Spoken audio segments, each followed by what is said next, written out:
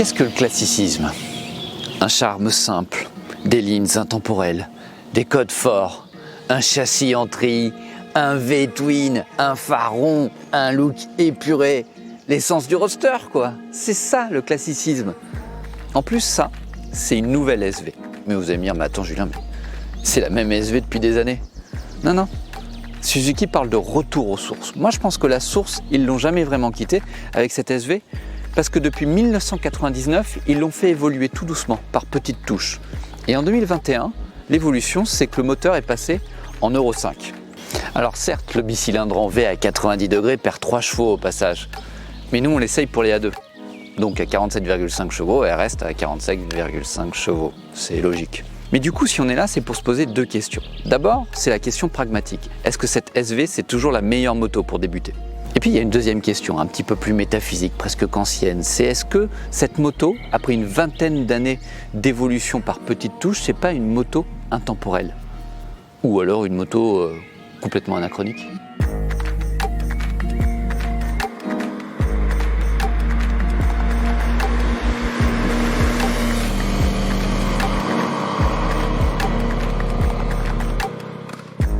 La Honda Hornet, elle a disparu.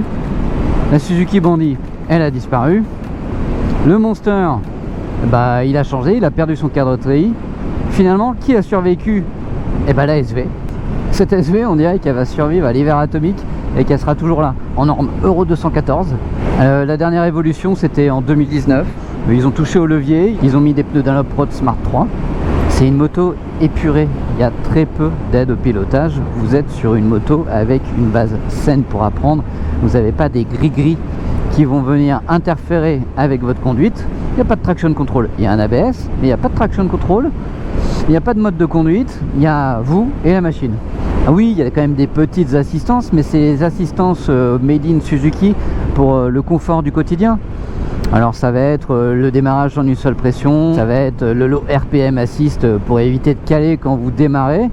Vous lâchez légèrement le levier d'embrayage et il va mettre un petit peu de tour minute pour vous lancer et pour vous aider. C'est plutôt pas mal, c'est bien ça pour les débutants. Et vous allez apprendre à l'ancienne en fait. Et ça c'est bien. Mais ne vous inquiétez pas, c'est une moto qui est facile, c'est impressionnant en fait, c'est instinctif. Vous montez dessus, vous avez l'impression que vous avez toujours été sur cette moto. Son petit guidon, il se pose très bien entre vos mains. Il vous écarte pas trop les bras. Les pieds sont pas trop reculés, même pour un roadster.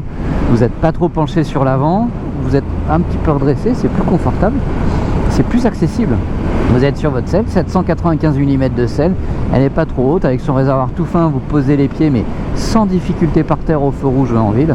Oui, elle fait 196 kg et c'est pas léger, mais elle est assez compacte et vous ressentez pas trop le poids. Il faut vraiment attaquer dans les virages pour sentir une inertie et se rendre compte qu'effectivement elle pèse son pesant de cacahuètes.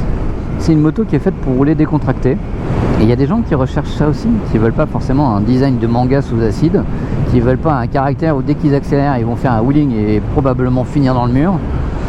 Ils veulent un truc doux, agréable, une moto d'agrément. Non, c'est cool, c'est une moto qui est très saine, facile à utiliser.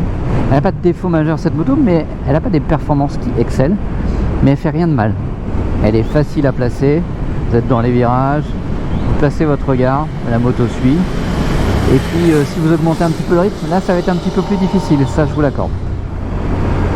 Allez, là on attaque. Ouais, ça bouge. Mais ça tient. Elle vous met pas en difficulté, elle vous donne des petites sensations ou un petit peu le mal de mer.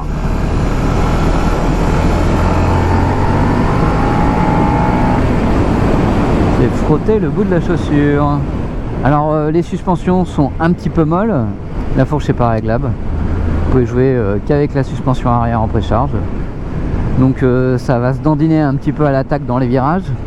Mais ça va tenir parce que le châssis est suffisamment rigide. La moto dans son ensemble est quand même très saine. Elle tient le pavé. Ça bougeotte quoi. Et pour en tirer un petit peu plus, vous allez commencer à apprendre à appuyer plus sur les cale-pieds, à bouger avec les cuisses et à vous engager à l'ancienne.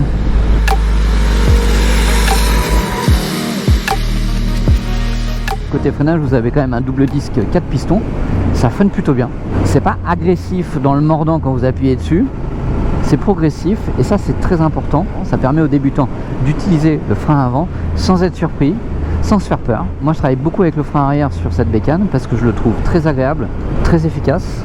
Il permet de bien équilibrer la moto et justement en fait de moins utiliser le frein avant, de bien le placer. Parlons du moteur. Le V-Twin, c'est quand même la principale attraction. Ce bicylindre en V à 90 degrés, en fait, cette architecture, ça donne du caractère au moteur. Vous avez quelque chose de très souple, de très tolérant à bas régime. Vous êtes en 4e à 2000 tours minute en ville ou pour traverser les villages de Chevreuse, ça se passe bien. Et puis, à partir de 4000 tours, il devient plus nerveux, il devient plus rageux. Voilà. Alors Euro 5 a un peu chanté sa voix, mais on l'entend encore. Il y a encore un peu cette petite ambiance, moins de vibrations. Ça c'est peut-être pas plus mal. Mais il est sympa, moi je l'aime beaucoup. Ça se conduit dans les 3-4 000 tours, on est un peu dans le gras. Alors vous sentez pas que vous êtes bridé, hein. J'ai vraiment l'impression d'être sur une native. Je me dis pas d'un coup, ça y est là, le bridage vient de faire effet, donc j'ai perdu de la puissance, au contraire. Il est très agréable, il est facile, il est tolérant si vous ratez les rapports. Ce qui est plutôt bien quand on est débutant parce qu'on a tendance à s'embrouiller avec la boîte de vitesse. Boîte de vitesse qui est d'une facilité, c'est déconcertant. Vous pouvez même passer les rapports à la volée sans souci. Elle est douce. Et hop, ça part tout seul. Hop, ça monte, il a de l'entrain. Il a envie. Allez, je vous dis qu'il y a quand même de l'allant. On teste le freinage.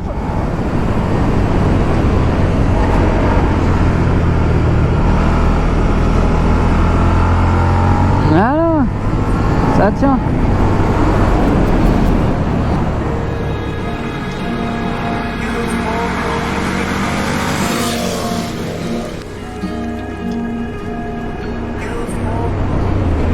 Finalement, en fait, ils l'ont rendu intemporel leur bécane en la retouchant très peu.